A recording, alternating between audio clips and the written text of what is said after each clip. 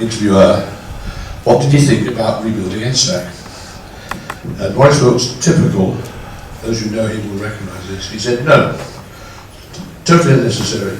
I would oppose it, he said. You shouldn't do it.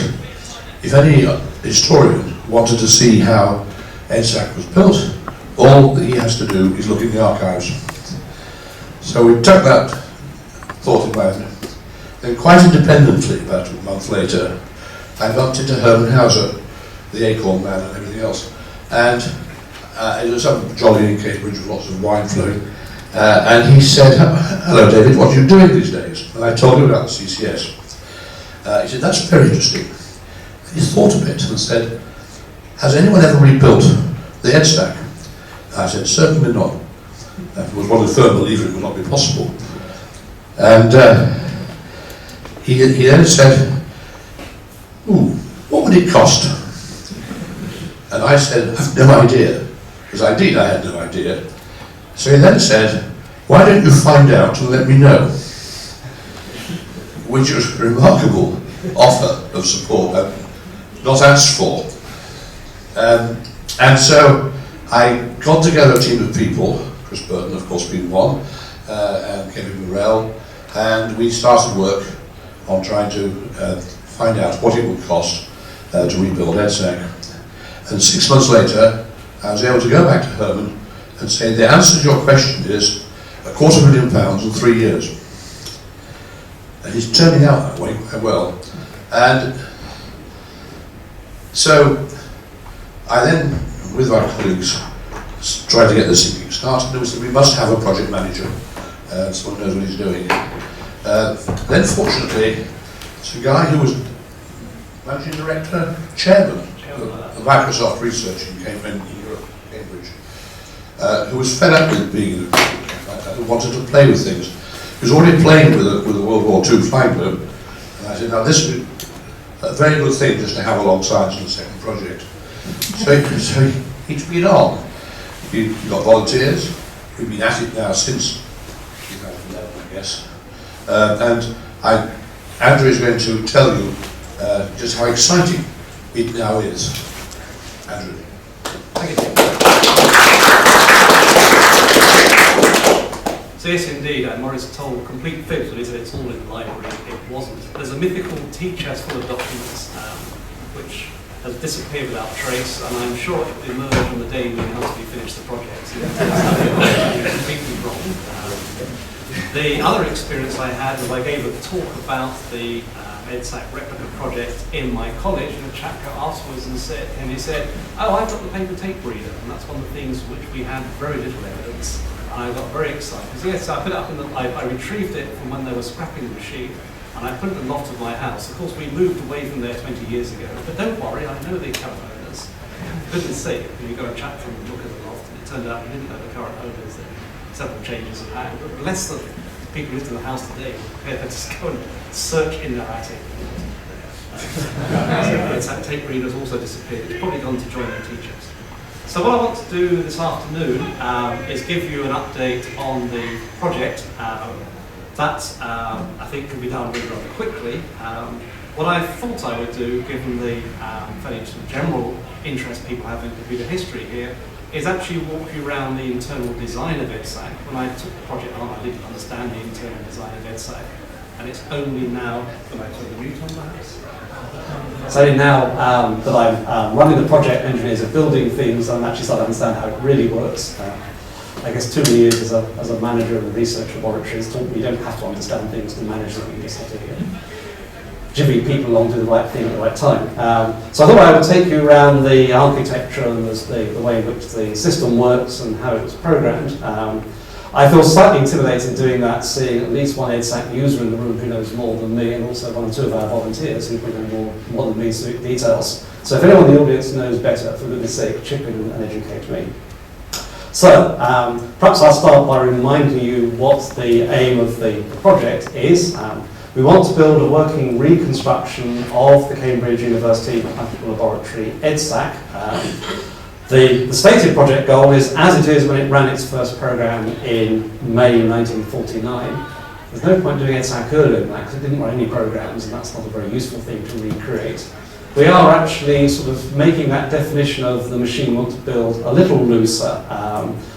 The machine on the 6th of May would run programs, but it didn't have the fully developed programming system, which is as an important part of the EDSAC story as the hardware. That really came together in the next few months, and so we're really trying to build the EDSAC as it was in early 1951, which is the point when users really took it on and the engineers stopped playing with it, although it evolved quite a lot further in its history. And indeed, we may find as we do the project, we will add some of the later features which again have interesting intellectual benefit. Some of them because they're trivial to do. We can spot how the EDSAC team bodged them into place and we can replicate their bodge. Others because there's interesting research to understanding them. So why are we building a replica? Obviously it's great fun for a batch of retired engineers to have someone give you a pile of money and let you go and spend it building something. But we'd like to do a project that has wider benefits than that. Clearly we want to celebrate EDSAC as an early triumph of British computer technology. The early British computing story is not well told. TMOC does a great job, and CCS and so forth, but actually showing people these things and rerunning the process of building it to understand the kind of challenges the pioneers had to face. I'll talk about various shortcuts we've been able to take as we build it because we have modern technology to help us. One of the ironies is EDSAC was used to help design EDSAC 2 and every subsequent Cambridge computer designed its successor. Now we're going backwards. My PC and my Macintosh are helping design EDSAC, so that wasn't the privilege that Wilkes had. We have the privilege of knowing it did work, whereas when they were building it, that was a pious hope. And so in many places, we're in a happier position than they were as design team. But we'd certainly like to understand the expertise they applied, why they did certain things, none of which is really captured in the documentation. And we're fortunate that you can still assemble a team of volunteers where some of those people were active in those early days or the generation immediately afterwards. And so you can tap into that knowledge, and by doing the project, actually it's refreshing it in many ways. So we'd like to understand the heritage of EDSAC and its impact on the history of computing, to recreate that tea chest full of missing documents, and then we'll put it in a tea chest and hide it for the next generation to go and look for. Revive that expertise. One of our challenges, EDSAC did not outlast its design team. They all lived on much longer than EDSAC. We're in a situation where our EDSAC, if we're successful, could easily outlast quite a few key members of the design team. So we've got to think about how we capture that knowledge so that our successors can keep the machine running, people who've never used a valve of anger. I just about used a few valves as a schoolboy doing radio projects, being thoroughly a creature of the transistor age. And not all that applies. So we want to revive that expertise and to have an educational resource at the National Museum of Computing. Because I think not only seeing the machine and the scale of it, the 2 tons of weight and 11 kilowatts is quite impressive, but actually seeing what a machine of that period could do, and certainly for EDSAC, showing how impressive the software story was, how easy it was for scientists to write programs and run them, and the impact that had on some of their science. So, again, for those who don't know EDSAC so well, our principal claims for it, and as everyone who stands up and gives a talk here about their restoration project, they pick their 4 carefully chosen adjectives. EDSAC is a computer in the modern sense. Our claim is the first practical one. What we mean by that was it was built from the outset to be a machine that was a tool for others to use. The mathematical laboratory was a service organisation at the University of Cambridge at that time. It had differential analyzer, mechanical calculators and so forth. It was a resource for scientists to use to get their sums done. And Wilkes, who headed the laboratory immediately post-war, saw EDSAC as another tool in his armoury to meet that need. So it was build it for people to use, not build it to learn more about electronics, not build it as a plaything, and so forth. So that's, I think, what makes it very important. Certainly, in terms of its impact on Cambridge science, it was the biggest leap in computing power Cambridge science has ever seen. About a factor of 1,500. It moved people from mechanical and human power calculation to automatic calculation. 3 Nobel Prizes came off the work. Oh, sorry, 4 Nobel Prize winners on 3 pieces of research. It's how you count these things. And I think most importantly, although Cambridge doesn't really tell the story that way very often, I think you can blame software on Cambridge. And as someone who went through Cambridge doing software and systems as his PhD, mostly in that area rather than the hardware side, I'd like to speak up for that. I'm prepared to take the blame for software. It's done me no harm in my career. We're certainly the first machine to read in programs in a symbolic notation. I'll talk a bit more about that. And an extensive library of subroutines. So the pitch to the scientist was, write a bit of glue code around our subroutines, and we'll solve your demanding problem in physics and mathematics. Our machine will solve your demanding problem in mathematics and physics. And no one else was offering that proposition in 1949. So the achievements, significant contribution to Cambridge advances. There are several Nobel's acceptance speeches that essentially name EDSAC as another scientific member of the team, which is fantastic. The first book on programming was written about EDSAC. The book positions itself as being about programming in general. It really is the EDSAC programming manual, Wilkes, Wheeler and Gill. An excellent read. And perhaps also of significance is EDSAC was the design basis for Leo, which is the world's first business computer. Leo is basically EDSAC in prettier cabinets, a few design themes tidied up, lessons learnt, and more input-output channels, because business computing seems to like merging data rather than computing data. In terms of the engineering improvements, those came about because Lyons put an engineer into the EDSAC team, this among the EDSAC team, and looked at EDSAC, saw what some of its weaknesses were, which were found in a laboratory environment with a residential engineering team, but the things that in a commercial environment you wanted to have the technology improved. So that's why we're doing the project. The progress report, I can do that in one slide. That slide is slightly out of date. That was Tuesday. If you had come to TMOC yesterday, my cameraman, he can show you the slide, but due to the wonders of modern technology, we can't upload it. He keeps his image in some wizard exotic format, and his conversion tool is in Cambridge, and we're here. But as of last night, there are supposed to be 3 rows of racks comprising 12 racks in total. We have 10 of those racks built, 2 still to go, but that's about half an hour's work. And we have about a third of the chassis, somewhere in the quarter of a third of the chassis that go in the machine that will be installed in their right places. That's quite significant progress. And most of those things that are installed in the machine have been tested at the unit level, so we know they're working in terms of their own functionality. We don't have enough of the system yet to start doing subsystem scale testing, and we have a slight issue of getting power to the machine before we can work on that scale. So that's the progress report. So a bit about the project. There's this iconic, very posed picture of the mathematical laboratory engineering team. All the key people are there, each twiddling something. That picture makes no sense from a commissioning point of view. They're obviously all just stand around guys and look important, and the chief honchos get in the front. This is my engineering team. I have a number of advantages. There are more of them. They're older and more experienced. We have about 20 volunteers on the team, and they divide broadly into 3 categories. We have a small group, really led by Chris Burton, of 4 or so people who are the principal designers, who've taken responsibility for major chunks of the machine. Peter Lawrence, who's here, has worked on the central clocking system. A chap called John Pratt, who I think started his career with English Electric, has been looking after all the store, driving and access circuits. A chap called Nigel Bennett, who is in Cambridge, is looking after what these days you call the ALU, what the Cambridge people called the computer, and what the Manchester folks here present would call the mill. They're all the same thing. Another former Cambridge graduate, doesn't live in Cambridge anymore, is doing main control, which is instruction fetch and decode in modern language. And then Peter Liddington, retired Professor University of Kent, is doing the memory for us, and I'll talk more about that because we're doing a bait and switch on memory. We're not building Mercury delay lines for various reasons. So that's the, if you like, the design tier, and those people are tremendously valuable to the project as a resource because we don't have any of the circuit diagrams of the original.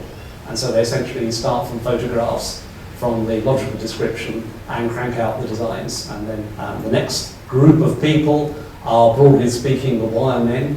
Unfortunately, I haven't got many ladies in the business yet, which is a shame, because actually if you looked at the computer industry in the 1950s, wiring was something which was a very strong female discipline. They had the eye for it, and they were hired in from the textile industry, where sewing and so forth was gave them the right skill set. I remember certainly when I was a student doing student work for automation, lots of ladies making wiring looms and soldering up circuit boards and so forth. It didn't do to be a young, easily embarrassed 70-year-old lad wandering through the wiring shop. They were merciless with you. Hey-ho. Our wiremen are all wonderful chaps in the sense of you can give them a picture of the finished object and a circuit diagram, and they will get on and do the layout and the wiring. We've established, obviously, codes of practice at how we do things. And then the next layer, in which I include myself, are folks who are happy to do all kinds of general heaving around and taking things out of plastic bags and so forth. Here's Alan, who's our storekeeper. He has the great pleasure of spending the money and buying toys for the rest of us. So I look after the project management point of view and various others. I should also mention John Pratt, Bill Purvis. He's looking after input-output. And Andrew Brown, who's a professor of electronics at Southampton University, is looking after initial instructions for us. So quite a range of people from various eras of computing. And Peter Lawrence is our token EDSAC user. So a great team to work with. It's fun leading volunteers. You can't tell people to do things. You can't set schedules and deadlines. So you just have to do it by sort of politely embarrass them into things. Is your son saying ready next week then, or it would be handy if type statements. And people have been really generous with their time, and so we're extremely grateful. So let me take you through the internals of EDSAC for a while, and then I'll come back and talk about some of the things that have been going on in the replica build and some of the challenges we've faced. So a quick tour around EDSAC in some detail. Most of the images I'm going to show you come out of a document called the EDSAC report, which is one of the few defining documents that we have. We think this was written before the project started. It may have been updated a little bit when the project went on. So it's a bit like the design spec, and like all design specs, it doesn't bear a total resemblance to the finished article, but it's a good starter for 10. And so the diagrams have come from there. In some places, it poses more questions than it answers, but never mind. So the first thing to say is EDSAC is a serial machine. It essentially has to be, because the only way people could design memory, which are called stores in those days, was as various kinds of serial techniques. To build a memory using electronics was just infeasible. You need at least 4, maybe 5 valves to do that per bit, and so electronic memory just you couldn't scale up to anything significant size. So you had to go down different routes, and when Wilt started the design of EDSAC in 47, your choices were various kinds of delay line, of which Mercury delay lines are the one that he knew best, because they've been used in radar systems for storing trains of pulses. Wilt was a radar engineer, his wartime experience building on his undergraduate and postgraduate research in radio propagation, so he understood those kind of techniques quite well. You could use delay lines, you could go to Manchester and use the CRT Williams tube. Obviously that was a co-development, so that wasn't available to Wilkes when he started, but they knew what the Manchester people were up to. Or you could go for some sort of rotating thingy and use magnetism. That was, again, a fairly well-established technology, but had a lot of precision engineering challenges.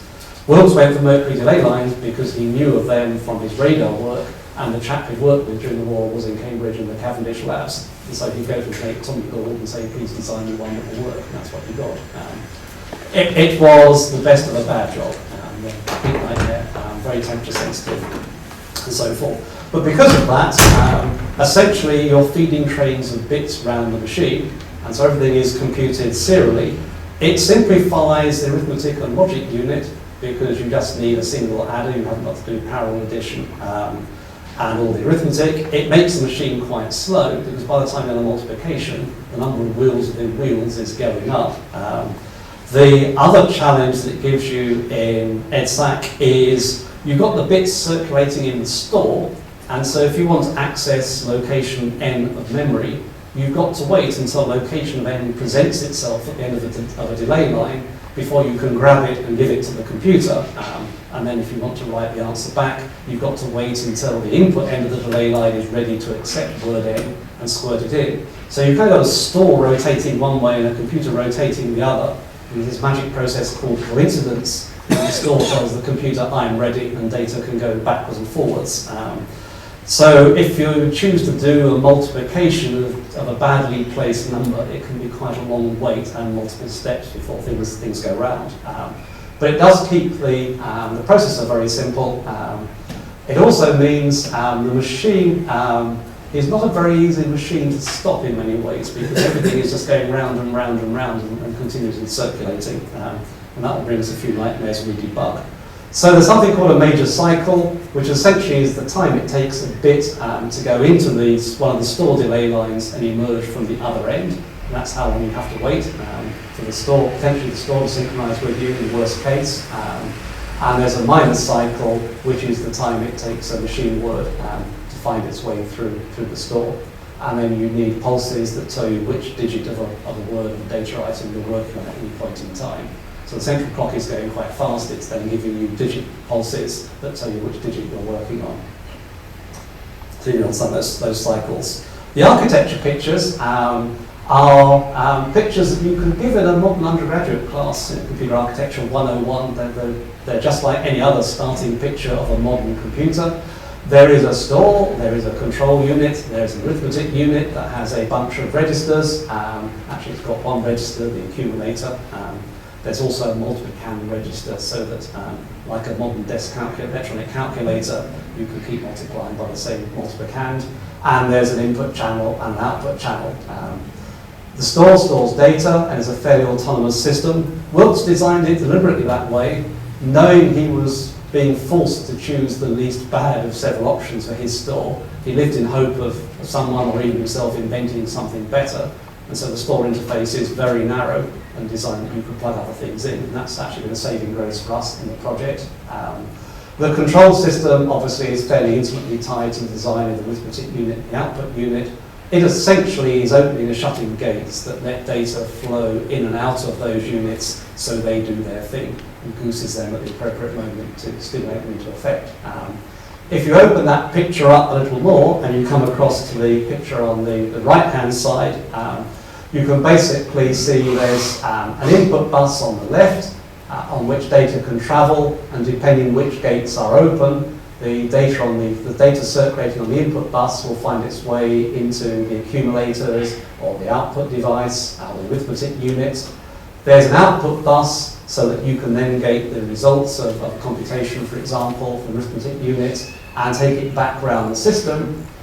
The closed loop is via the transfer unit, which itself is a delay line. And so essentially the machine is operating on a kind of double beat system. You gate things in, something in the middle does some work. When it's ready, you then gate things out. Transfer unit stores stuff that needs to circulate its way back around. So a very simple design. And again, not that different to the simplest of modern processors. And that all works swimmingly well with a serial machine. It's actually quite a nice way to design the machines. The core of the arithmetic unit is 2 half adders. You've just got to add a single bit, remember a carry. Nice and simple. Where it gets complicated is when you want to address the store, because now you've got to pick which of the 32 memory tanks is the one that has your stream of bits in it. Each tank is only holding 576 bits. The store was 1,024 words by the full configuration of the machine. And so you've got to take a serial bit stream from somewhere in the machine and turn it into a parallel selection. So you poke the appropriate store. And about 1/3 of the machine is taken up with the logic that does that serial to parallel conversion. It's a store decoding system. And when we look at what the various chassis in each rack do, you'll see about 1/3 of the machine is doing that job. So whilst going serial made it easy to decide what the store should look like, and made the design of the arithmetic unit pretty straightforward, and the control unit is pretty straightforward. Store addressing is very complicated, uses up a lot of electronics. And one of these days I must sit down and do the sum and work out if they're trying to build a parallel EDSAC from the outset, would it actually have been of the same order of complexity? Certainly the next machine, EDSAC 2, was thoroughly parallel and much more like the modern machine with the clock that you could slow down and so forth. There was no concept of slowing down the EDSAC 1 clock, it either ran or it didn't. So a lot going on there. Essentially the order tank is the thing containing the current instruction, which they call orders. From that you would have to take it into a staticizing circuit to get out the field as a number expressed in parallel form, and then a decoder demultiplexes that to select the appropriate line for the appropriate store. So it's 2 stages of decoding. And when it says static register, that's 3 chassis, I think, to do that job. Because you've got all those bits to hold and lots of synchronization.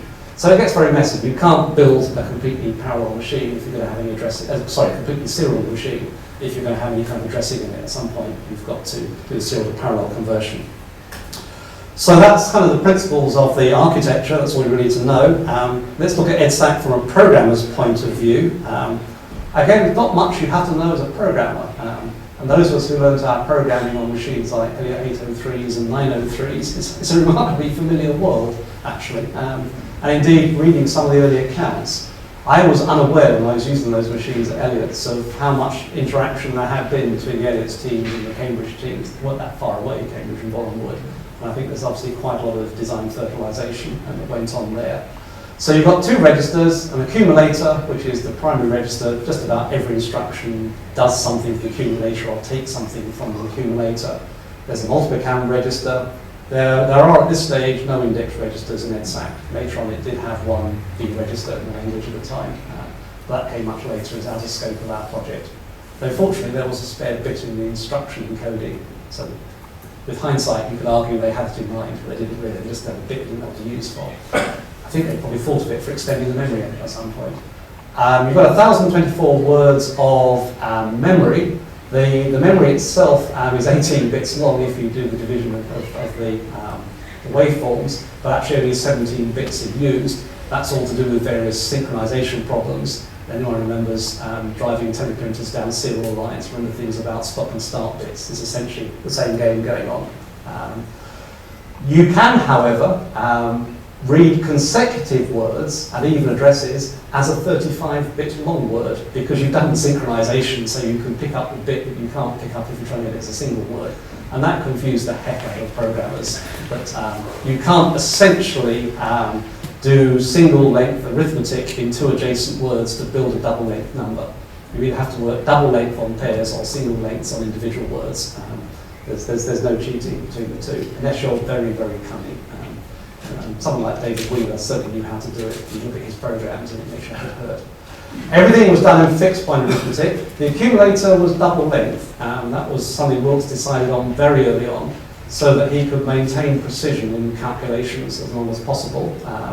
It's all fixed point, no floating point, and it is fractional arithmetic rather than integers, though that's merely a matter of carrying some scaling around in your head. Again, if you're on a 903 program, you're very comfortable with that. Paper tape input, teleprinter output. Later, paper tape output was added. Even later still, primitive mag tape facilities were added.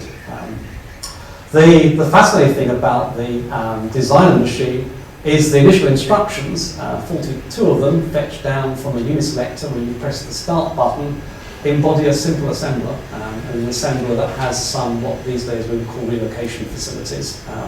And it's symbolic in the sense of you're not writing the bit patterns of the instruction, you're writing just one level higher than that. So let's have a look at the order code. It's pretty easy. The order itself in 5 bits is expressed as a letter, and some of them are mnemonic, like A for add and S for subtract. Some are slightly obscure, like H for loading the multiplication register. T for transfer accumulator, transfer accumulator to store and clear the accumulator. There's a jump if less than 0, a jump if greater than or equal to 0. Frustratingly, there is not a jump if 0, and there is not a jump unconditional. So you had to know the likely sign of the data in the accumulator before you jumped if you wanted to write a loop, and often you did because you knew what the loop was doing. So you can kind of live with it. Input, read a character from the paper tape reader. Output, read from the copied on location and stored to the teleprinter. The check instruction was there to read back from the teleprinter what it thought it had printed. That never got used and was deprecated and in due course abolished. There was a useful no-op, quite handy because you put no-ops in your program and then come back later and patch them with things. There was a round double length to single instruction, quite helpful. 10903 hasn't got that, is an irritation. And there was a stop and ring the bell instruction, it's quite useful. If you obeyed, there's obviously potentially more instructions in 5 bits than those. If you obeyed an undefined instruction, depending a little bit on the history of the machine, it either hung or a little bit later on, we believe they all came to a stop but didn't ring the bell. And the advantage of coming to a stop but not ringing the bell is you could see the step over them, so again it gave you a debugging aid. And we're having a project discussion about when that happened. So that's the order code, pretty easy to memorize and use. There is a simulator which you can download, written by Martin Campbell-Cohn. It's quite fun to play with, and he's got most of the library routines and so forth, so you can write programs. So how did you go about programming? They provided very quickly an extensive library of canned subroutines. Obviously, EDSAC was more or less entirely used for numerical computation. So these are things like solving differential equations and so forth. Huge library. You entered them by something that was called a Wheeler jump. It was a construction invented by David Wheeler, who was Wilkes' research student at the start of the project, and very quickly became a key member of the team and really did most of the software architecture.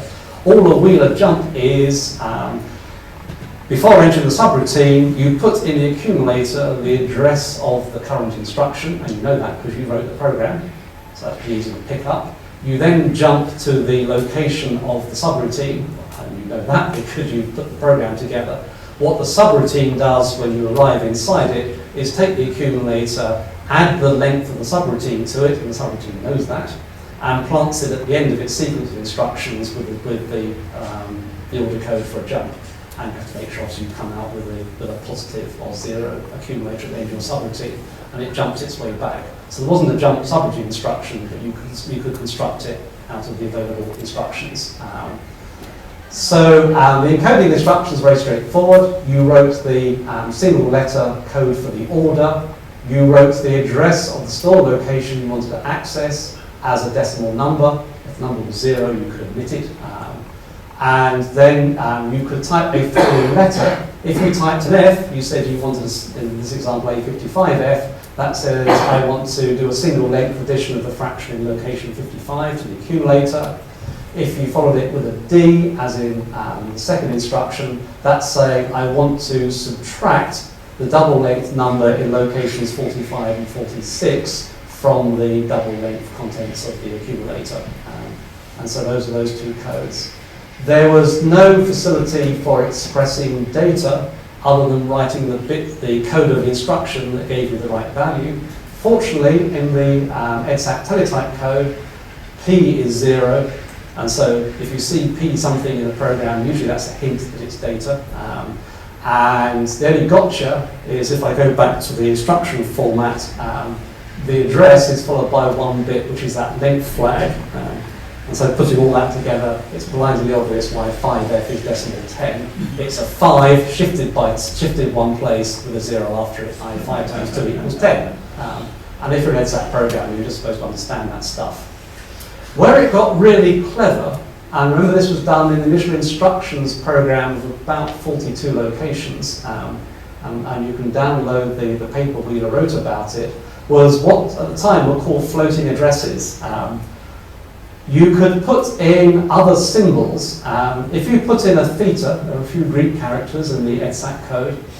You'd expect an ancient university to use ancient languages in its input mechanism. Theta meant 55 relative to the start of the current block of code, if I phrase it in modern parlance. Usually that meant the current subroutine.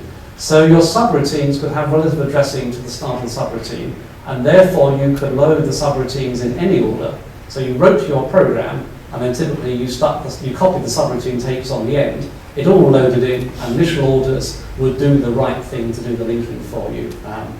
provided you knew where you put the subroutines themselves would be able to sort out all their internal addressing. That obviously was a bit of a mess because you had to sort of do the sums as to where things would end up in store.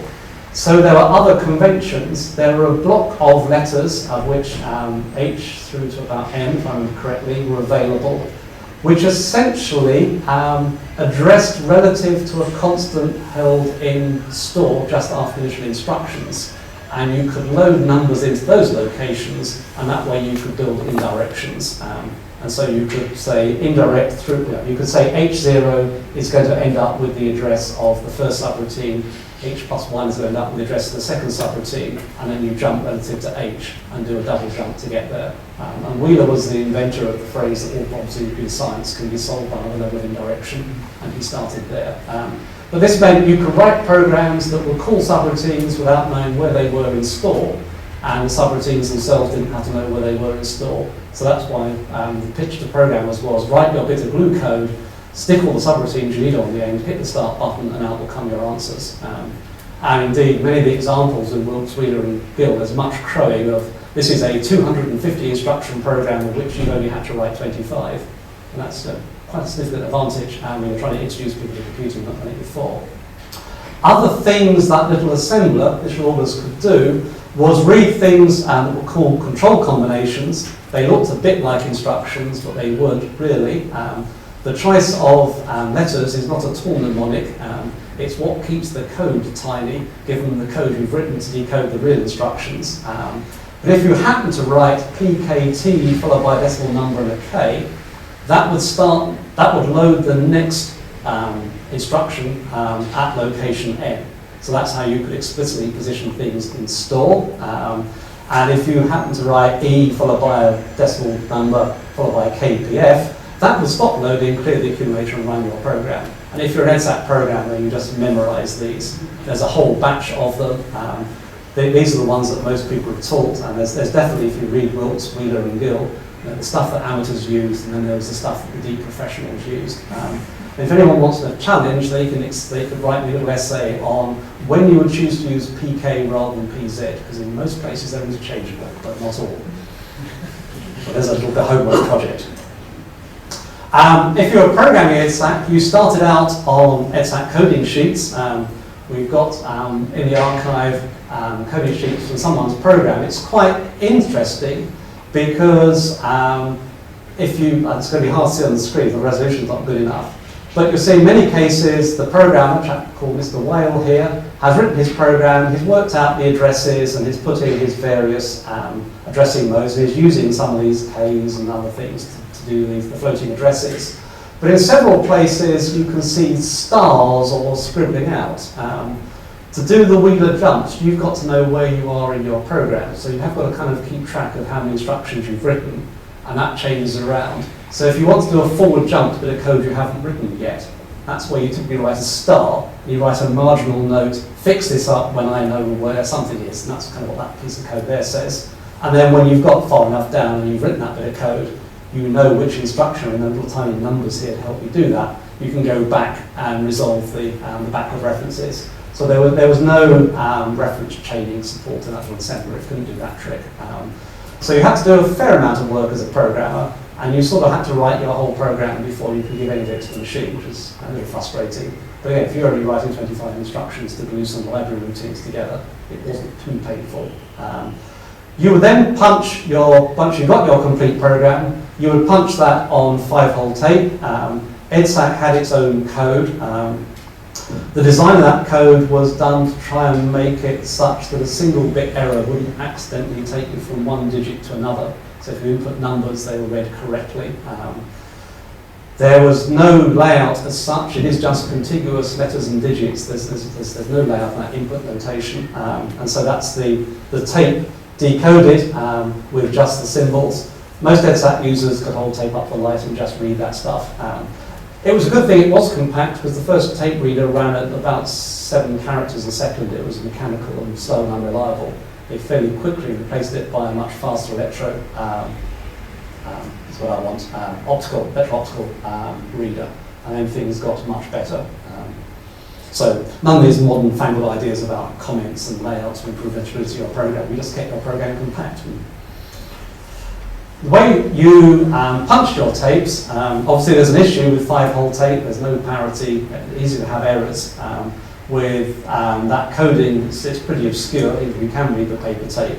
So the technique was you basically punched your tape twice. And they built themselves this, if you like, program preparation workstation, which had a punch and 2 readers. Punch and a reader. So you punch your tape out, you then put it in the reader and start punching again. If what you typed on the second pass matched what was on the tape, it would be copied to the punch. If there was a mismatch, you could toggle switches and either type in what you intended or accept from the tape or whatever. And so you verified your tape contained what you wanted, again, because the tapes are quite short. That was a fairly economical way of doing it. And then you just run your tape on the machine. So you see there's no visible record of what's being punched at all. There's no, not like a teletype where you tear off your piece of paper and see what you thought you typed with the machine. The user interface was very modern. There was a visual user interface, call it a GUI. Wasn't really. The primary input and output was the paper tape reader for reading programs and data, and the teleprinter for output, both slow. But provided, I would guess initially as an engineering aid, but found to be really quite useful for users, were 2 banks of oscilloscopes. And what those gave you was a visual image of what were in the storage tanks. These ones here, if you stare closely at it, you can read the labels, says things like counter, can't quite make it, so sequence control. So that's telling you the program counter, sequence control register and so forth. So you could see the machine state in those. The other 3 you could dial up and look at some of the memory locations. So you could see what was happening in the store. And EDSAC ran at about 600 instructions a second. And so that's been things twinkled quite nicely. So initial program load, you can see the store filling up. And as you could imagine, people wrote programs that printed out pretty patterns by choosing the bit patterns they put in the store. There was, for example, an interactive noughts and crosses game later in the history of the machine. You input your move using a telephone dial and it updated the memory and showed you noughts and crosses. So we had the world's first computer game too. The author was one member of the committee of the CCS. There you go. So that was your input, and then your output was unadorned tables of numbers. The output teleprinter really just did digits and pluses and minuses. Because it was so slow, you really didn't waste your energy with headings and layout and so forth. You did all that afterwards with pencil and paper methods. And there was obviously the library included quite a lot of input-output routines to help you. Because you couldn't put data in the program, apart from representing it as instructions, a common technique was to include a library routine that would read numbers written numerically on paper tape and bring them into your program. There was one routine which kind of sat halfway between living in the world of visual orders and halfway in the world of executing program. It reused visual orders code, and it would read in numbers provided you wrote them backwards. But that's okay, because you punch them forwards and turn the tape around. What's the problem? And so Whitler and Gill has this helpful advice on how to prepare a paper tape with flipping the numbers around and getting it all to come out right. The scope for error must have been a nightmare. As I said, so as the machine evolved, and by the end of its life, the punching, the output was done from paper tape offline. The machine had gained many more features and facilities, including mag tape decks and so forth. And more, it was run by an operator to whom you gave your job, and she ran your job for you and gave you back your output. Whereas in the early days, you went and used the machine. And indeed, there were grades of user. There were users who were allowed to operate the machine unsupervised in the hours of darkness when engineers weren't available. But if it broke, you had to turn it off and turn the lights off and leave the room. There were very few privileged folks who were allowed to go in the racks and tinker with a few things. And then there were the engineers who, of course, could do whatever they done while pleased. So let me now talk about building the replica and what's been going on there. That's essentially the EDSAC we're aiming for. And already, if you start to look at some of the pictures of the gallery, you can spot our first deliberate mistake. I won't tell you what it is, I'll see if you spot it. So the challenge of a project like this is, what is your attitude to authenticity, and what does it mean if you don't actually have the original to copy? Now, they've lived the fact that I've got an aircraft project. That's very easy. I'm rebuilding a supermarine walrus. I have all the original supermarine drawings, and so it's obvious how to build a walrus. There are a few challenges. You can't get some of the metal, and you can't get some of the tooling to do the things you want, but what the heck. I have a complete set of blueprints, and so it's merely a matter of building it. The nightmare is if I do go off-piste, I have to approach the CEA and convince them that my redesign of a walrus is a valid redesign, and it's the same ordeal that a guy in Boeing has to go through should he want to switch to using fabric for covering the wings in his Boeing 747. On which I'd be happy to consult if they could advise me on the manufacture of carbon fibre spars for the walrus. But there you go. Whereas this world, there's no design authority. We don't have a complete blueprint, nothing like. So our aim has been to be consistent with the photographs and the contemporary records. Where there is a fact and we're able to establish that fact, whatever we build has got to be as consistent as we can be to that fact. The photographs, there aren't that many, a few tens, and they're scattered throughout the 10-year life of EDSAC, so that's a little challenging. So we've had to try and understand the order evolution. And some of the photographs date from the prehistory, when they were building the machine, and you sometimes wonder whether some of the chassis are just parked in a rack because it's a convenient place to put it, and so you work on the next bit. And several things obviously moved around in the life of the machine. And was that because they needed more space for something they're adding, or was it because they found it worked better if the X was closer to the Y? And so a lot of chasing our tails on that. In terms of building it, we've tried to use period components and circuits where they're available and suitable. Where they're not available and suitable, we've used substitute modern components that are exact substitutes in the electrical sense. So we've not allowed ourselves the luxury of replacing valves by transistors. If there are resistors in our EDSAC, they might be modern resistors which are smaller than the ones the EDSAC crowd use, but they're the same value and so forth. And where we've had to fill in very big gaps, we've tried to adhere to EDSAC principles, both the architecture and evidence of other parts of the machine, how we think Wilkes would have tackled the project. And we know Wilkes was in a hurry, we know he used tried and tested things with radar experience, and we know he was very conservative in his design so that he had confidence that things would work and they weren't operating close to limits and margins. And so we tried to play the same game. One of our challenges is all our designers are very smart people, and while they might have started their careers in the valve era, many of them went on and continued right through to the modern age. They have terrible temptation to throw modern knowledge at the problem. And you can spot all kinds of weaknesses in Wilkes' circuits. They're good enough to do the job, and he was doing it in a rush with fairly amateur labour. People want to go back and build it to industrial quality control, and they say, no, if it works, leave it alone. If it matches the pictures, leave it alone. So, we have the incomplete technical description and the EDSAC report and the diagrams. We have the photographs, a lot of published papers, both primary and secondary sources.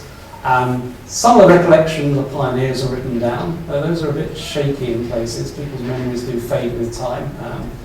They tell the story to reflect whatever the messages they wanted to give at the point they were telling the story. As an EDSAC ran for nearly 10 years and evolved quite a lot. Fortunately, we do have the floor plan as well as the photograph. This is from one of Wilkes' papers.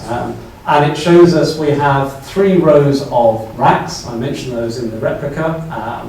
But if I take you through the racks, the first row has 4 racks, 2 of which are doing that store address decoding, and there are 2 more racks doing store address decoding in the back of the machine. So you can see that's nearly a third of the machine is those address decoding circuits because that's serial to parallel conversion. The store delay lines are in 2 large wooden boxes that were called coffins, and half the main store is in battery 1, the other half is in battery 2, and all the short tanks needed for the various internal registers and the tank at the back. Then in the front row, 1 rack is essentially the clock, generating the clock pulses and so forth. Most of that has now been designed and built by Peter Lawrence and John Sanderson. and the right-hand rack is the input, output, and literal instructions. We've got quite a good grasp on literal instructions. We have a rack with a batch of user vectors in that makes the right clicking noises and sparks as it should. The rest of the input, output is still a work in progress. We do have an EDSAC compatible Creed printer that's been built, and we have a Raspberry Pi to drive it. Plugged it into an EDSAC. The main control, instruction, fetch and decode, are these three racks. As of our volunteer meeting yesterday, we essentially signed off the design of all the decode systems. We have that firmly in our grasp. And then the arithmetic and logic unit is on the back row. We've actually got a fairly good high-level tactical description of that and how the functions are divided up between chassis. We don't have circuit diagrams. At this point, we have the accumulator, the adder, and some of the shifting circuits working. I think about 6 racks of the 20 or so in that area. Unfortunately, the arithmetic unit we can build up incrementally. You don't need the multiplier order very early on to debug things. We have all the store control done, apart from the coincidence machinery, which is kind of the interface between machine control and store addressing. But we have someone deep in the design of that. Then there was the operator's desk that had the tape reader teleprinter, and depending precisely when you go for the design of the machine, you have some oscilloscope units here and some there, or you have them all there at the operator's desk. And there's certainly things that moved around the room. The good news is the space we were able to get at National Zero Computing is big enough to lay it out exactly like that. A little bit squished in this dimension, but not so it matters too much. The operator's desk is going to have to be cluttered. If you look at the pictures, it was cluttered in the original. Bizarrely, as far as we could tell, in the early machine, you walked into the machine to press the start button to run things, and fairly quickly they replicated that on the operator's desk. And one of our let's move to 1951 discussions was to do things like have control buttons replicated here. Makes it easier to demonstrate the machine, and is more like the machine that most EDSAC programmers would have known. So we had the floor plan. Physical design, fortunately, was easy. There are 3 surviving chassis. They're all copies of the circuit that does the repetition of data around the delay lines. So it's helpful that there are 3 chassis. It's unhelpful they're all the same. But from those, we were able to get all the mechanical engineering dimensions. And we went to a local metal bashing company in Cambridge with our CAD, first example of modern computers helping us in a way that Wilts couldn't. The Cambridge Maths Lab, Computer Lab, up until about 10, 15 years ago, had a full function mechanical workshop that could do everything from clock making through to heavy metal bashing.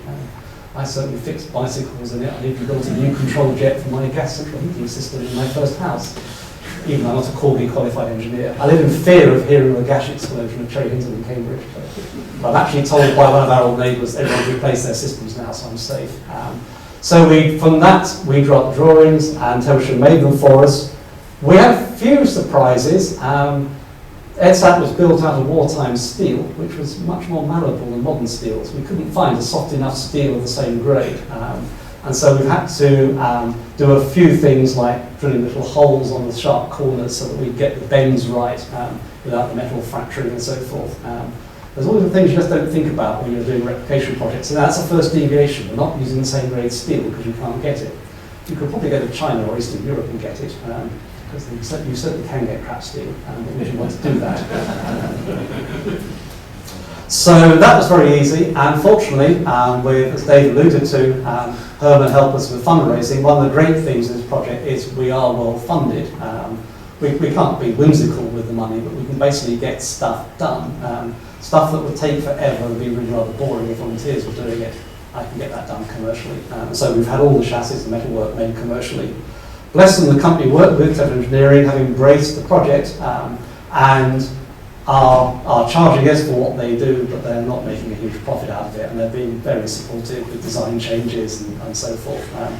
And their design team have been working with us to take our specs, what we want, and turning it into something that their machinery can actually make. The next level down is the logical design. There the EDSAC report helps us a great deal. There are lots of diagrams in the report. They are incomplete and inconsistent, and with lots of evidence of redesign from the logbooks as EDSAC was being built, as they kind of understood it better themselves during commissioning. So we had to do a fair amount of extrapolation. So very early on, we decided we wanted to have a simulator so that we could check we had a logical design that would run EDSAC programs, and we essentially have that. So these are the kind of diagrams you find in the EDSAC report. They're often quite helpful because they tell you what some of the component parts are and how signals flow between them, both control signals and data paths. As it says here, 4 lines indicate number pulse trains, i.e. serial data going through the machine. Broken lines indicate control signals, that's the gating stuff, saying, do your stuff, accept this bit stream and do something to it. And quite often, these boxes turn out to correspond to individual chassis, like 2 half adders, 2 accumulator shifting units, 2 tanks and so forth. So we can often glean quite a lot from this. What you can't necessarily glean from this is what the total delay through that system is, or what some of the needs are for how strong the various circuit drivers have to be, or precisely what the internal circuitry of the half adder might have been, and so forth. They certainly give you a logical level design.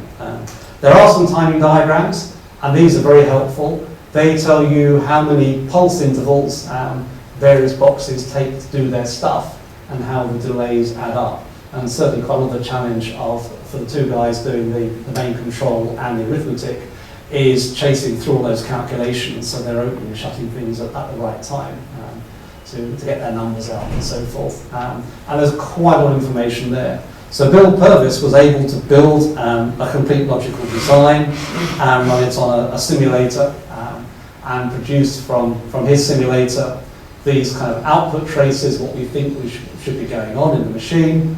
And that resolved lots of design questions and let us essentially complete and correct the EDSAC report specification. There are a number of black boxes in there, like the read or initial instructions. They just magically do the right thing rather than having the design of those sorted, but we can open those. And this simulator, software simulator, does run EDSAC programs exceedingly slowly. It's interesting to watch 1 or 2 instructions execute at this level. It's not interesting to wait for a program to run. But we've made another step in the last few months. We translate the language in which we write the logical description to something called Verilog. That's one of the modern hardware description languages. And there are tools that let us translate Verilog into a netlist for a field programmable gate array. And so we do have a running logical EDSAC on a Xilinx gate array development board, and we've plugged the printer into it, and it runs EDSAC programs, more or less. It's got a few little issues. So if we fail to build all the ironmongery and stuff for the rest of it, we can have a little circuit board that will drive the I.O., and that might be how to drive a free car on those days when the machine just won't behave. And it is logical EDSAC, and it's quite interesting looking at the circuits that the Verilog compiler generates for some of the logic compared to the circuits that we're having to build to try and economize on vowels and so forth. But we have the logical design built in EDSAC. It's very good. Coming down to the electronics, then that design is very incomplete, and again, redesigning happened. It is a very unfamiliar world. The EDSAC designers were still in the world of radio and radar when they built EDSAC. They certainly knew they were working with pulses, but their thought patterns wasn't about manipulating 1s and 0s in a way that a modern computer electronics engineer is operating. Their thoughts were how you manipulate waveforms so that at the end of some chain of electronic processing, you produce the waveform of the right shape at the next stage used. And also, being a serial machine, unlike a modern parallel machine, you don't have to hold data. Provided you've got the blip that goes through at the right moment for the guy who needs it, after that it can fade and drift away. So there's very little kind of stable logic and clocking inside EDSAC. It's all just chasing around, doing the right thing at the right moment, and then stuff evaporates into the ether. To make life quite complicated. So you've got to understand AC coupled circuits. There is no definitive voltage for a plus pulse. In fact, there are 0 pulses in some places.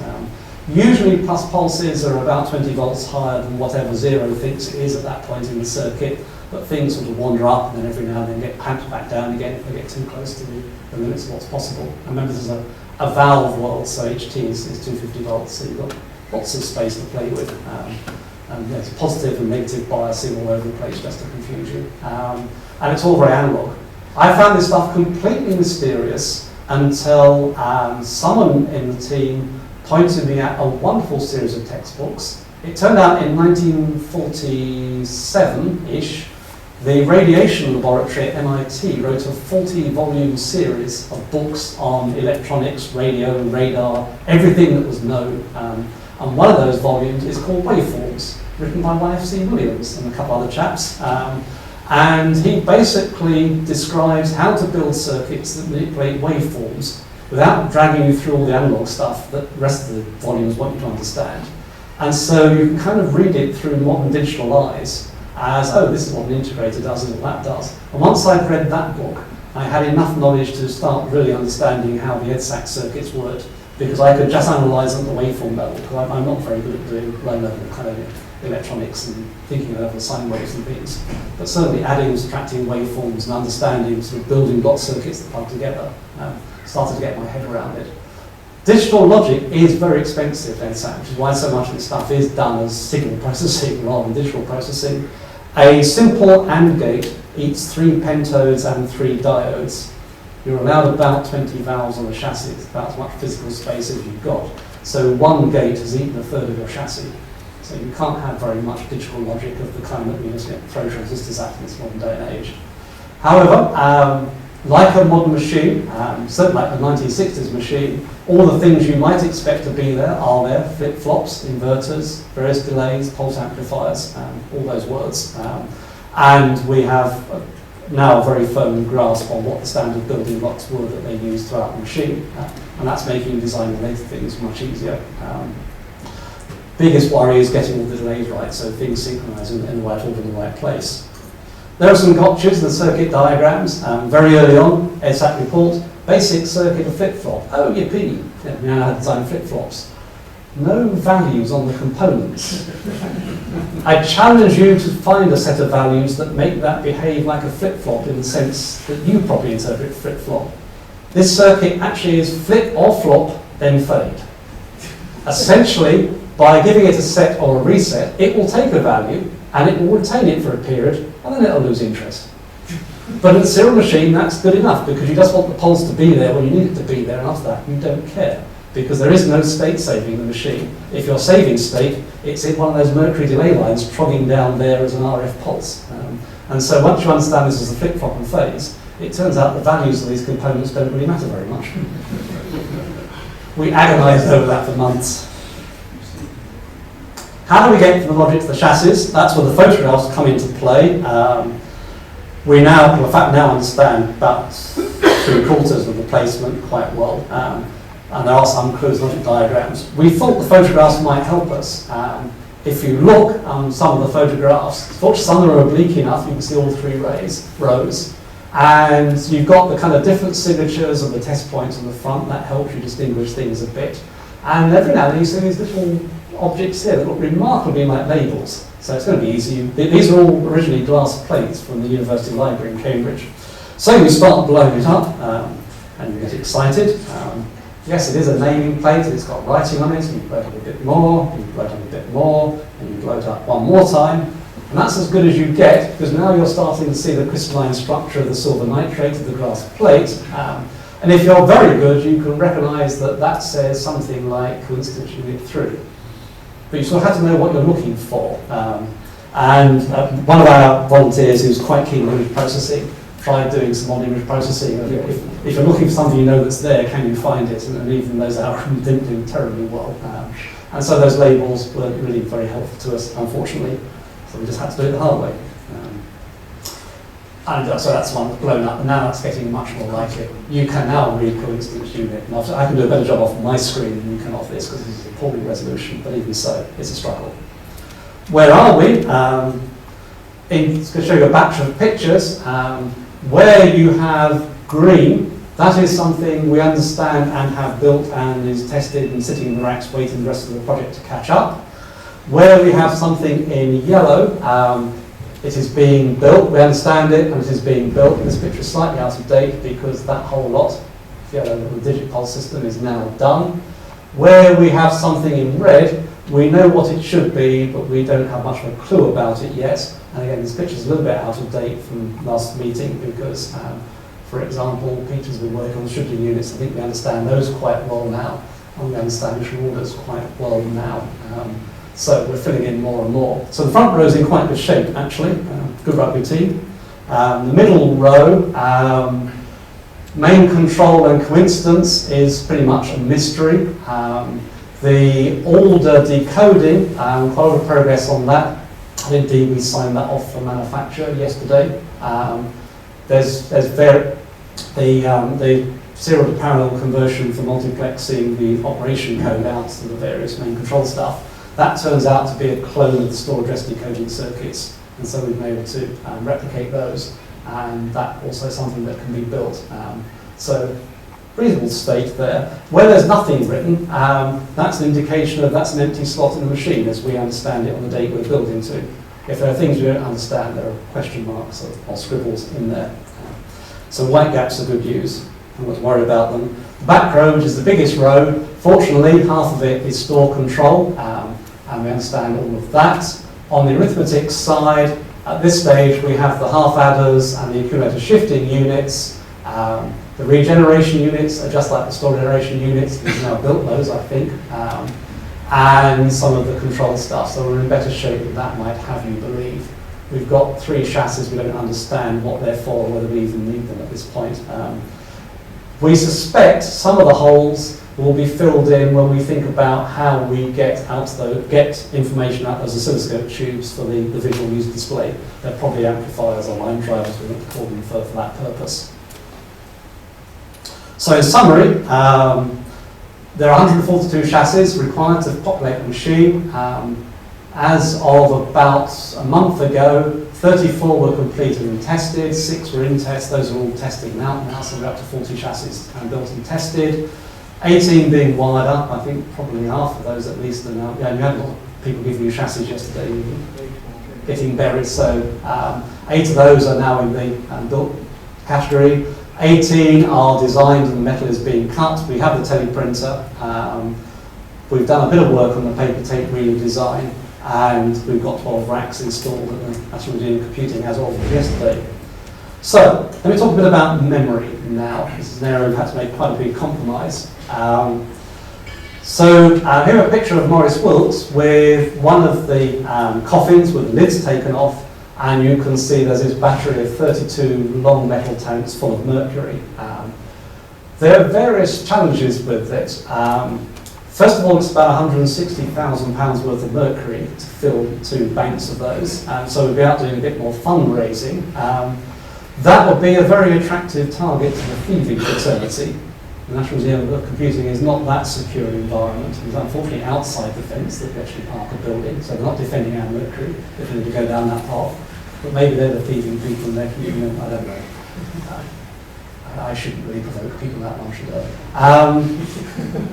The engineering challenge of these is the linearity, concentricity, I want to phrase it, of these tubes. Over that 5-foot length, you can't have more than about a 0.01% deviation of centricity, otherwise you get all kinds of echoes and unpleasant effects.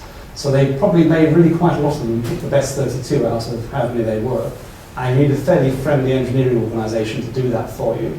And then you've got a whole set of piezoelectric crystals and so forth, and caps that hold those in. Fairly straightforward engineering.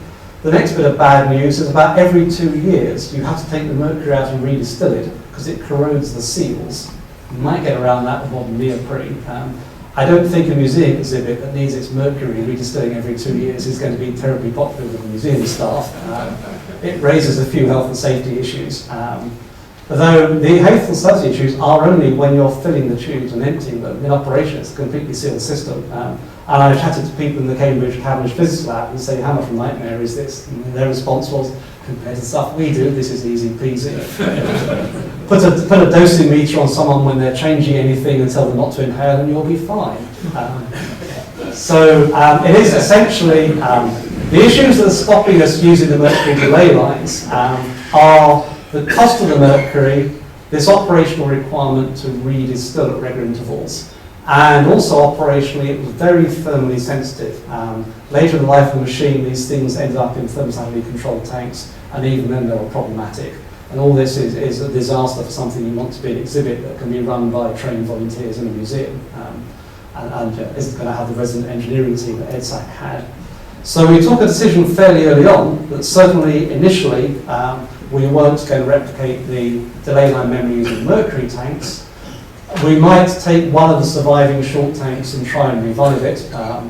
We certainly have one, and it has the crystal in it, and we can remake the seals. We have all the short tanks are rather simple metalwork, so we could do that. So what we're using is a technology that's a little bit after EDSAC, but not very much. Nickel delay lines. These were used in machines like Pegasus and so forth. Very attractive because they're cheaper, the material isn't as dangerous to use, and so forth.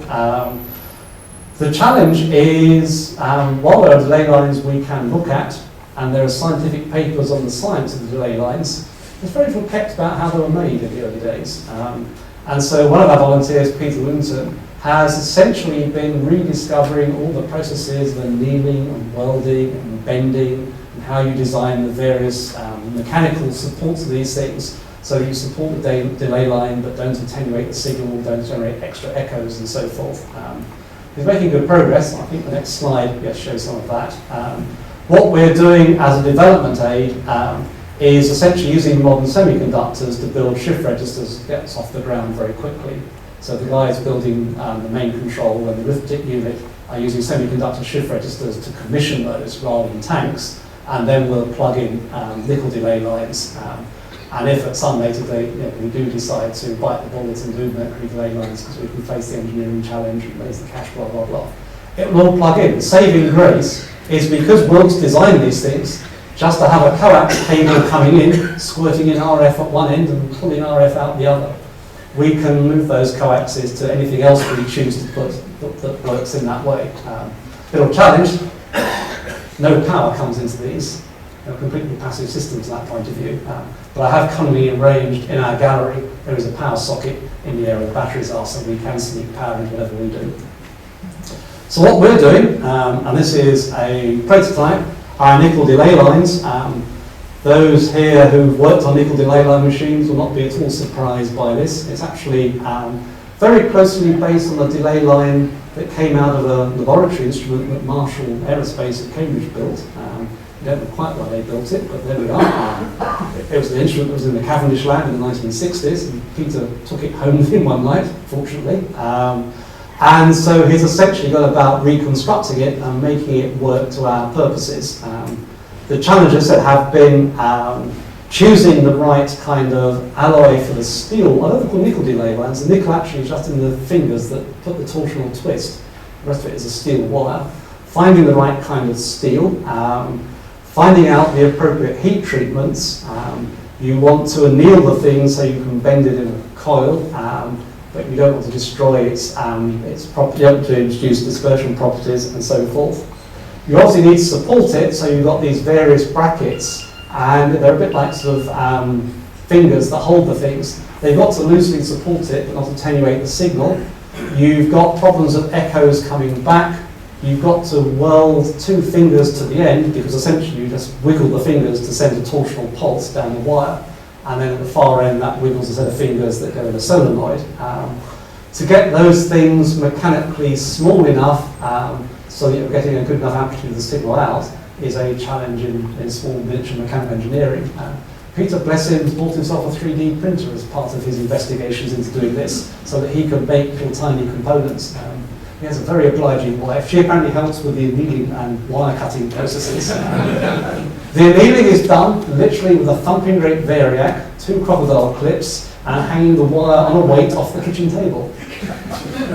I visited their house. I can't see any scorch marks, but I know in my domestic circumstances there would definitely be a certain amount of anxiety and stress if I was to do something like that on the kitchen table. But that's a short delay line suitable for a register, and those are working well enough. about 1 bit error a day, which for an exhibition machine would be more than good enough, and is better than the Mercury lines did in EDSAC, so quite happy with that.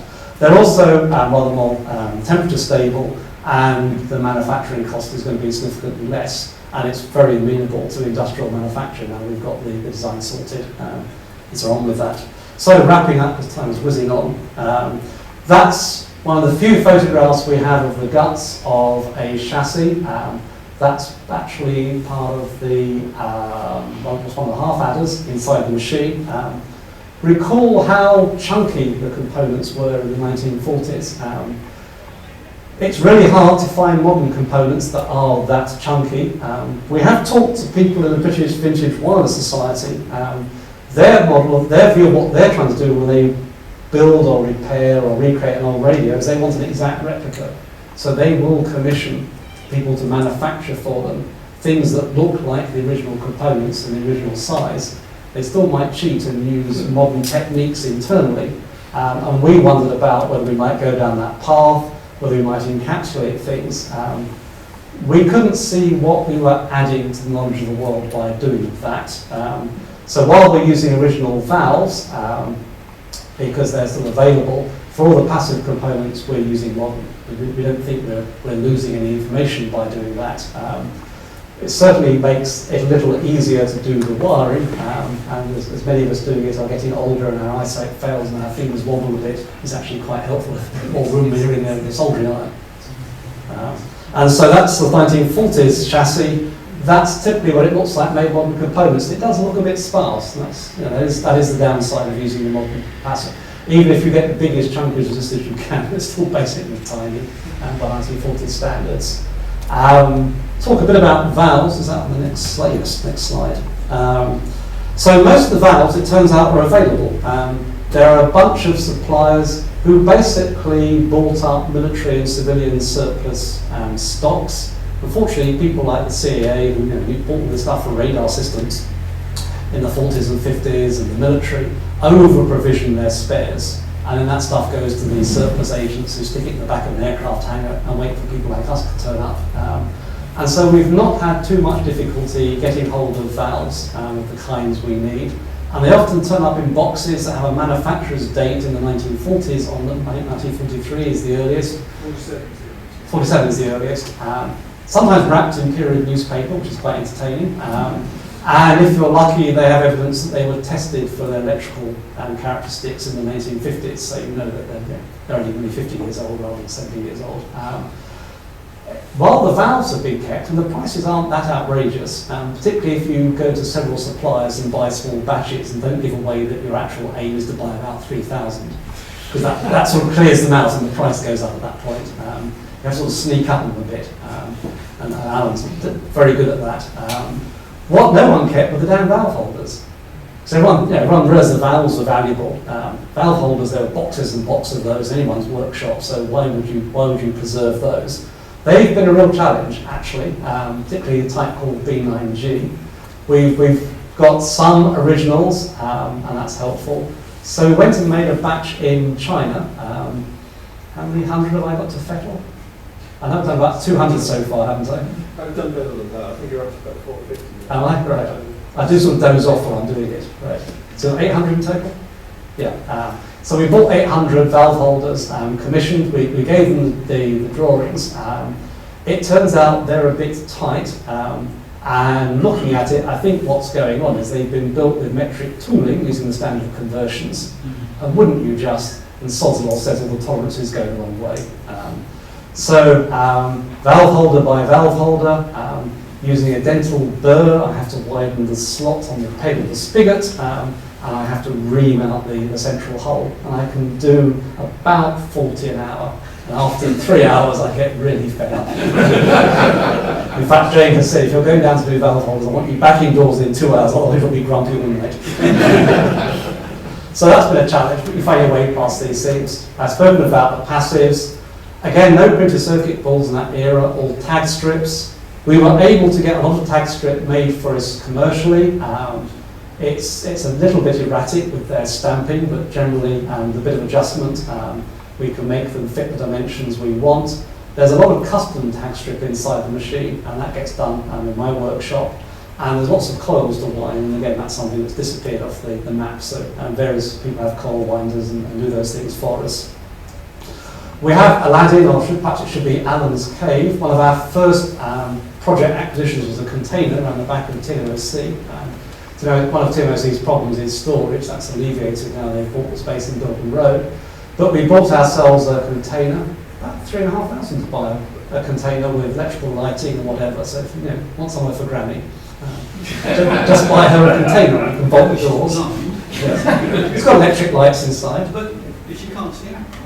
Well, that can be an advantage, isn't it? Maybe if you want a cannabis farm or something. It's not an expensive way of going about getting waterproof, secure accommodation. And that's where we're keeping all our stock. Really, Alan should be in this picture. He's also our cameraman, so there's other people posing where he should be. And Alan's done a super job of acquiring everything, indexing it, cataloguing it, cornered the market in plastic boxes, in plastic crates and containers. But I think you have the entire valves we need for the machine and all kinds of goodies, all the CRTs and so forth. And so most of EDSAC is there. Chassis manufacturing, so it's done by a local company, Tetra Engineering. Very much modern manufacturing methods. Most of our chassis have never seen pencil and paper, which is Wilson's team who have done it. They come out of AutoCAD or TurboCAD from one of our designers, get signed off by Chris, emailed to Teversham. They might come back with a few production questions and tweak some of the design. Typically they'll show us solid models and assembly models and so forth. And then they take a big, whatever it is, 8 foot by 4 foot sheet of metal, stick it in the machine, press a button, bang, ka-ching. Out comes a punched and folded chassis that goes into the paint shop. And there's a prototype rack assembled in my workshop, but you might see it's a bit more sort of hand processing that goes on in there. And so that's been fantastic to have the metal work made that way. And so we can make more metal. Well, we talked to the guys at Teversham, and they said, it bears with my aircraft restoring experiences, by manual methods, an engineer could probably by hand make one chassis a day by the time you cut it, folded it, and stamped out all the holes to the valve chassis. These guys, how many thousand a day do you want to go? It's a completely different game. So a lot of things are handmade. There are modern transformers that come in Battleship Grey. That's easily fixed with a can of spray paint in my workshop. But you don't want paper wires, hence funny covers. Peter Livington needs a zillion little cheeks cut out of a rubber magnetic strip. So that's a little punching device, and when I get fed up doing valves, I make a few hundred of those. Various volunteers have built delay line coils for us. It starts off in my workshop with making the former and drilling the holes. Chap at the British Vintage Wire Society wires all the coils for us, and then other volunteers go blind, threading the capacitors through and soldering it all up. Very manual process. There's an example of a custom tag strip. I think that's your clock pulse generated tag strip, one of the first ones. And in my world, we still use paper and pencil, and we still use 64ths and things like that. Another big boon to us is Marshall Amplification, a company who make the big, loud speakers and amplifiers beloved of rock stars. Their factory is literally at the back of Bletchley Park, and as they built valve amplifiers, at Alan's suggestion, I wrote a cheeky letter to the managing director saying, if you've got any apprentices who need some training projects, I've got a whole batch of these storage generation units, 30 of them need building, are you interested? And Bletchley came back and said, we don't have apprentices, but we'd love to help. It turns out they don't build so many of the valve amplifiers. They're their high-end product, and they're made when they get an order. So it's a very bursty business. And the chap who does it, this guy here, Phil, they're very keen to retain him. If he hasn't got a Marshall's valve amplifier to build, the only thing they can have him doing is standing on one of the machines building modern transistor stuff where you push the button and you feed him tapes and components, and he gets bored. So this is to keep Phil amused. And we get chassis out of it for free, which is wonderful. His first comment when he saw one of these, compared to other amplifiers, is, gosh, it's a bit busy, isn't it? There are about 5 valves and 20 components on one of their amplifiers, and they lay them out beautifully. This thing is all wedged in. But he's got a very deft hand, and he's got the hang of it, and so we just ship him all the bits, and the chassis come back made and working. The second piece of cheek is Because a number of people want these generation units, we have to ship them around the country. Knowing they make loudspeakers and having been given a factory tour, Marshall's have a very good woodwork shop. So he said, could you make a wooden box so we can create these and carry them around? And they haven't. It's made to Marshall application loudspeaker standards. It's a lovely box. The only thing missing is the dial for 11. I think we'll fix that. So that's great. And yes, we have the gallery. We've taken possession. We're even further on than that picture. And if you turn up sometime after next Wednesday, at the gallery you'll see all 12 racks and something over 30, maybe nearly 40 chassis deployed in their right places. Still a long way to go, but we're substantially on from where we were when I gave a talk a year ago. And we have to jack the lighting gallery up because we didn't quite do the sums of the height of the floor, the height of the racks. All these little gotchas. Wilkes didn't have that issue. They only had 2 light bulbs in the room. So we got that right, because if you look carefully, there is a period lamp hanging. But the modern task lighting and stuff needs to go up by about a foot, 18 inches. So that's my next challenge. Cost and time scale, we're coming in under the budget. The nominal budget was 250k. We've raised about 170k. That's looking like more than enough at current rate of spend. And my volunteers are more confident than me, actually, of having a working machine by the middle to late 2015. They all think it's going to plug together and work, but I've been told that by engineers before. Follow-on things we're starting to worry about: how to use EDSAC as an educational resource. That whole software story needs to be told, I think, and animated. We need to make sure we have captured knowledge in our design reports. We've got a very large archive of documents, and people are welcome to have access to that. We need to distill out of that the rediscovered knowledge and assess EDSAC in the context of its time. I think we can go back and do that, and that's a worthwhile scholarly thing. There's then the challenge of thinking about ongoing support and maintenance. This EDSAC might outlive its design team, so we've got to think about how we document it so it can be maintained by people who don't have an understanding of the basic circuits. And so that's one thing we're thinking about. You can find out more. You can visit www.edsac.org, project website, lots of videos of various things on there. You can download an EDSAC simulator and play with it from Warwick University. There is an online copy of Wilkes, Wheeler and Gill. Martin Campbell Kelly's reprints available through a number of the second-hand online bookstores at not too outrageous prices. You're welcome to come and join the project. Get in before it's too late. Thank you.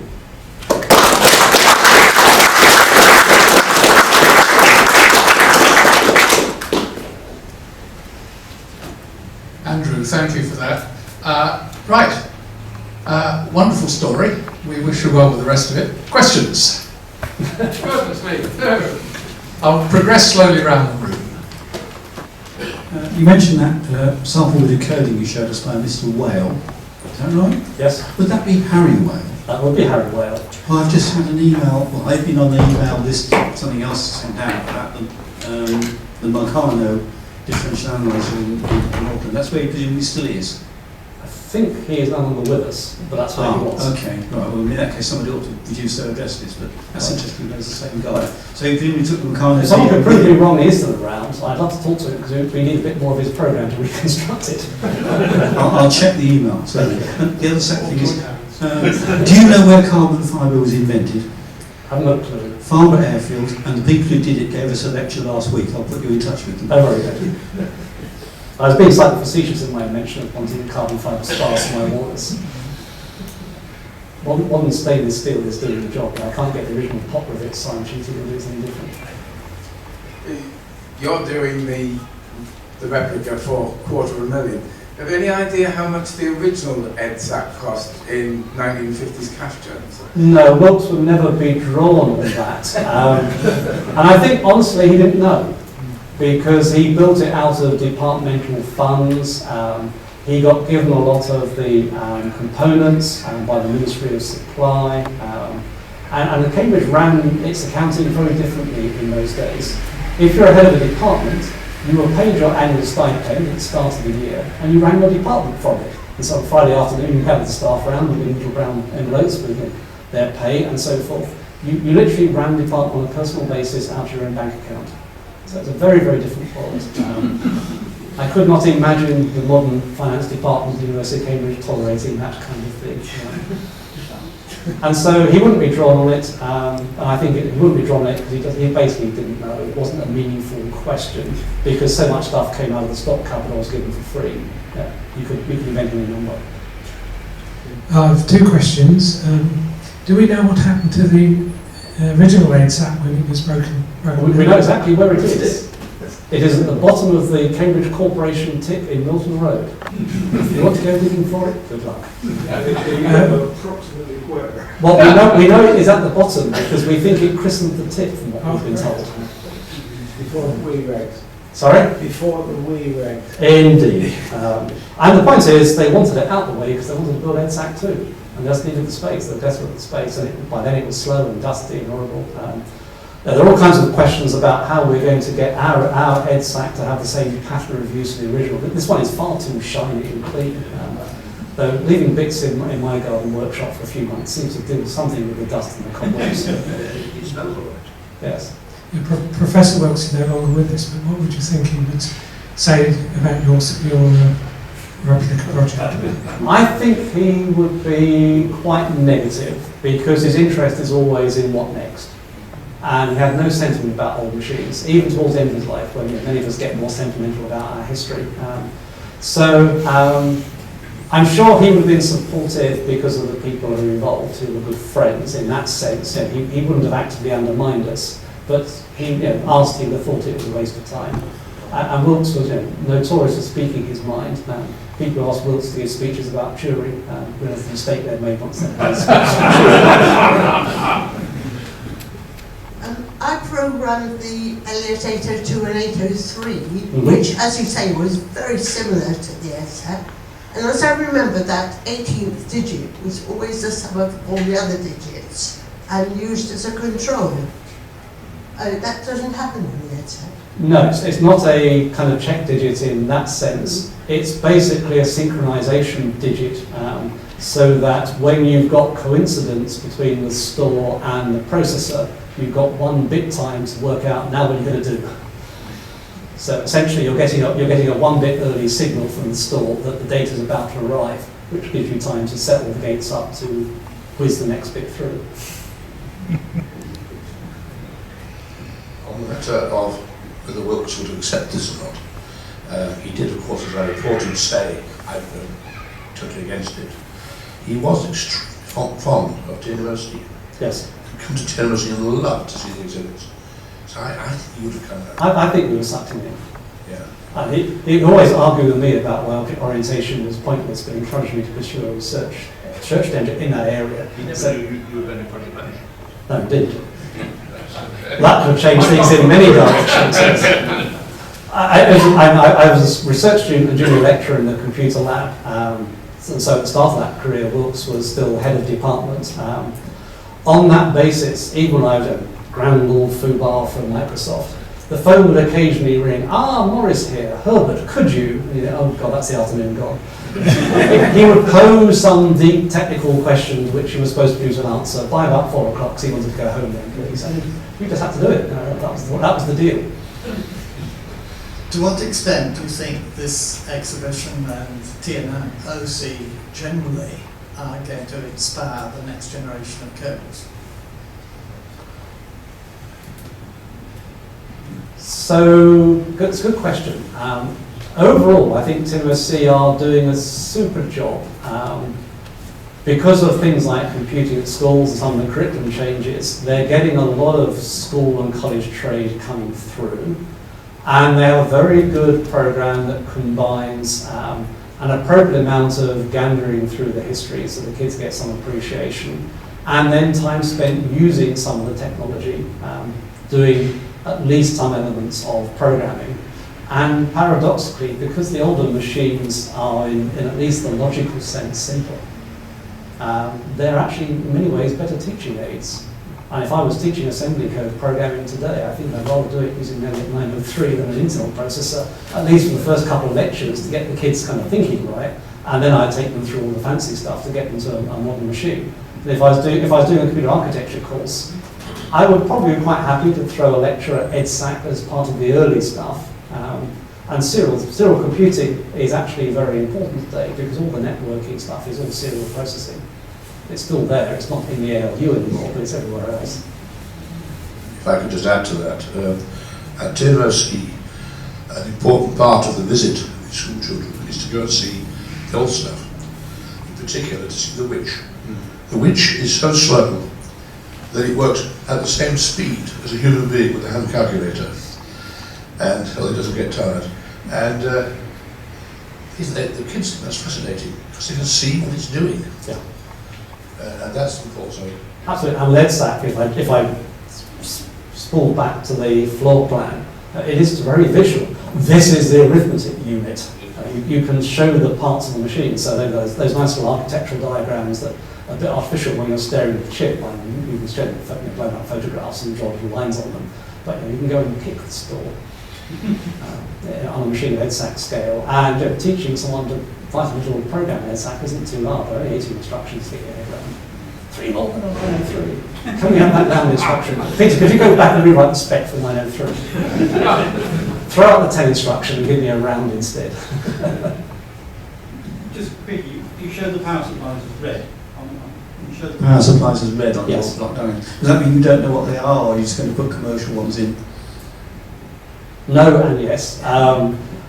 We know the machine had a motor generator because Peter's told us that. We are not going to recreate that because that seems a bit silly and we don't actually know very much about it. So we are building a modern power control system. We essentially will take in 3 phases, 20 amps across 3 phases, and use that to generate the HT and the valve heater current that we need. We need to do our own electrical protection system because everything goes through the chassis. And so we can't put earth leakage strips and that kind of stuff in. So we're essentially going to have to do our own power on sequencing. So we power up the heaters, ramp those up gently, then bang in the HT, and monitor the current levels. So if we see anything unusual, we will trip the machine out and so forth. All that is now pretty well designed, but not quite ready enough yet to commit the design to manufacture. So there'll be a fridge-size object at the back with various knobs and dials on it. We've not managed to further the trips at the earlier yet. We Yeah. should trip further trips. Maybe there aren't any trips. There aren't. But we need a fatter and a cleaner 3-phase supply. And so we need our friends at Bletchley Park Trust to get on with providing that for us.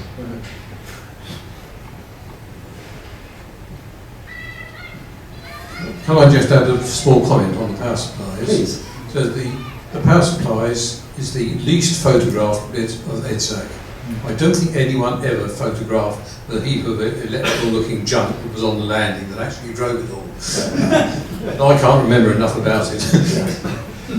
And again, what would be the significant computing point about reconstructing it? Maybe if we belong to the Power Electrical Engineering Conservation Society, then we can point to it, but that's not what we are. About your 3rd slide, you've got a picture of an old chassis and a new chassis next to each other, but they look completely different. The flanges are in a completely different place. Is that because the chassis were all different, or is that just because it's a different orientation? I thought they were pretty similar.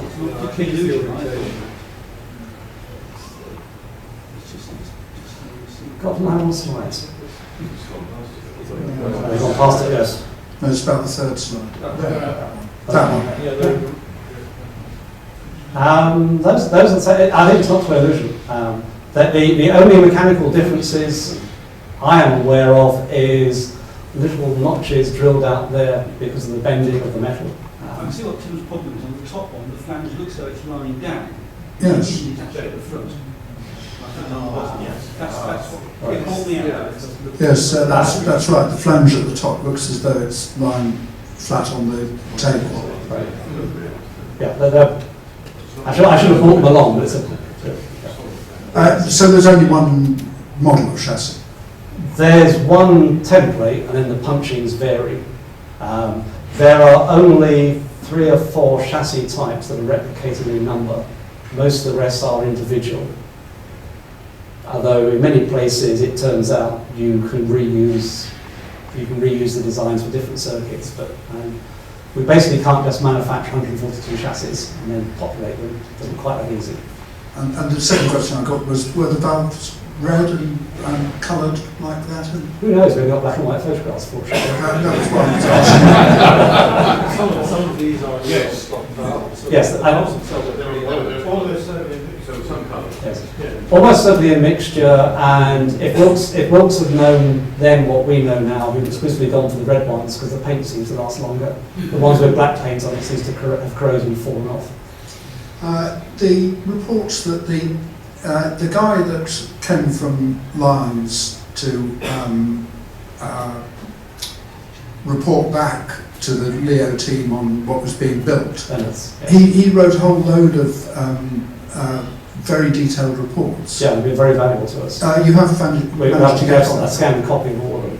Oh, you have got. And the Leo Society, what they call themselves, kindly let us have one copy of them. That was a very valuable resource. And it's certainly helped us resolve one or two of the why did they change this or when did they change this, the discussions.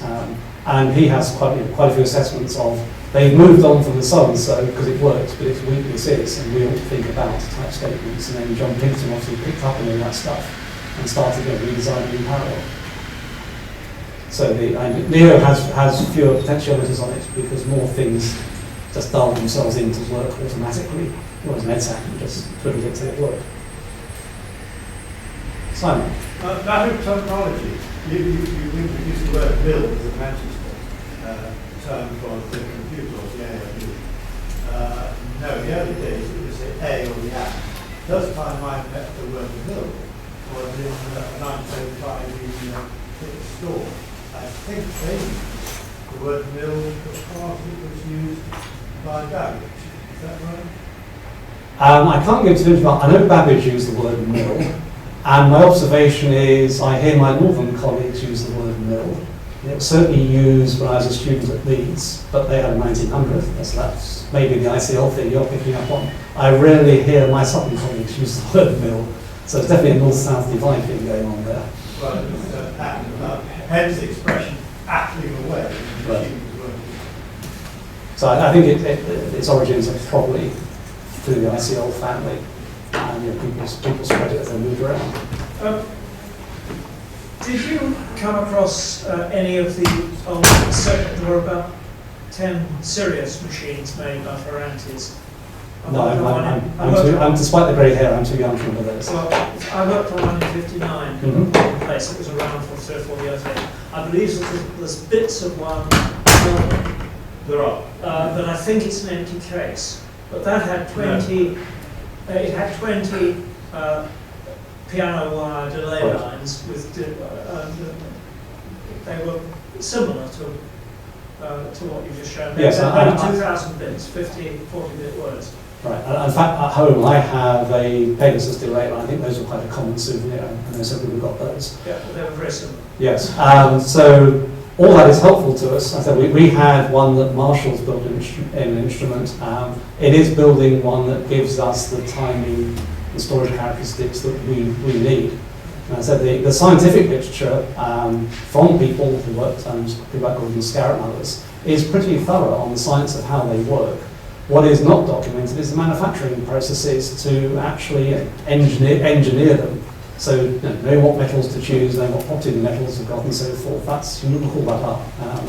But actually how you fabricate, if you've got one to look at, precisely how you fabricate those components, what the tolerances are, the order in which you put things together, what's critical and what isn't. Peter Minton's been laboriously and pleasurably rediscovering all that. Well, the Pegasus delay line was, the ends were very similar, were all exactly the same, the same bits of plastic. It appeared just to be hot welded, metal strips on each side. Yes, the challenges are in things like the welding of the little fingers onto the nickel wire. Yeah. And if you undo the little plastic film, you'll find inside it quite a lot of various rubber washers and metal supports and so forth. And it turns out those are all very critical. The plastic pot covers all manner of evils. I think that probably is all for this afternoon. Andrew, that was a wonderful tour de force, and I'm sure everybody here who's not part of the team, which is everybody who's here who is part of the team, and members of your team who are not present, the very best in finishing this off. And I suspect we all need to get out our coding pencils and our coding sheets and pencils and start getting ready to do some coding for the end of 2015 and see whether we can actually rediscover the joys of programming a machine like that. And I have the tool chain on my 903, which I can share with the other 6 903 owners in the UK to punch your paper tips for you. Oh, wonderful. I haven't quite put it on the internet yet, but we'll get around to that. Okay, well, start designing your software. And that wasn't deliberate, but actually that's a rather nice introduction to next month's talk. On March the 13th, we have Professor David Greer from George Washington University in the United States speaking. He's a computer historian of some repute. He's a past editor, as many of you know, of the Annals of the History of Computing. And the topic he's taking, his title is Structured Software and the Break with Electrical Engineers. And I think this promises to be a fascinating talk. And I hope very much that you'll all be able to come along to hear him on that occasion. And then we've got 2 more lectures after that, before the end of the season. On April the 10th, Martin Campbell-Kelly is giving us a talk under the title of The History of Computing in Colour. I must go back and have another look at the website and see what Martin is actually going to talk about on that occasion. And the final lecture of the season will be May the 15th, when David Eglin will be giving a talk called Computers Before Computing. And he will be looking back to the days before electronic computers and tracing the history of their development through that period. So, but the next lecture will be here, March the 13th, David Greer. So, can we once again thank Andrew and his team for a wonderful lecture. Thank you.